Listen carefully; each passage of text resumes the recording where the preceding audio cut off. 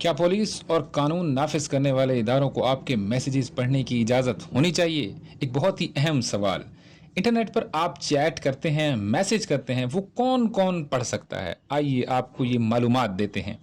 WhatsApp, I message, Android messages इस किस्म की ऐप्स हैं जिसमें मैसेजेस पढ़ना तकरीबन नामुमकिन है।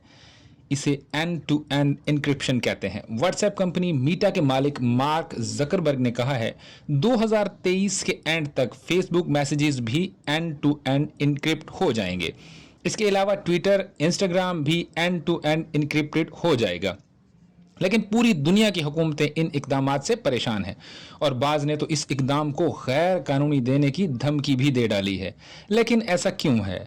हम ऑनलाइन जो भी मालूमात शेयर करते हैं वो ज़्यादातर इनक्रिप्टेड होते हैं, यानी यूं समझें हमने इनको एक ताले वाले बॉक्स में रख कर बंद कर दिया है। मतलब कोई भी थर्ड पार्टी इन पैगामात को नहीं पढ़ सकती।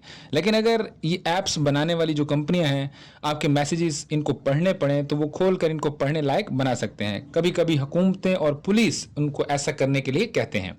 एंड टू एंड इंक्रिप्शन एक मुश्किल टेक्नोलॉजी है जिसमें सेंडर और रिसीवर के अलावा कोई भी इन मैसेजेस को नहीं पढ़ सकता। अमेरिका, बरतानिया, इंडिया, तुर्की और ब्राज़ील जैसे ममालिक ने इन कंपनियों की मुखालिफत की है और वो इन कंपनियों को बैन करने के हवाले से कवानीन बनाने पर भी गौर कर रही हैं। इनको ये फिक्र है कि जुर्म करने वाले को पुलिस से अपने जराइम छुपाने में मदद मिलेगी। लेकिन ये कंपनियां अपने मौक़िफ़ पर कायम है और दोनों अपनी अपनी जगह पे अड़े हुए हैं। कंपनियों का कहना है कि सार्फिन के मैसेजेस की छेड़छाड़ से इनके ऑनलाइन यूज़र की प्राइवेसी मुतासिर होगी। अब देखना यह है इस लड़ाई में जीत किसकी होगी।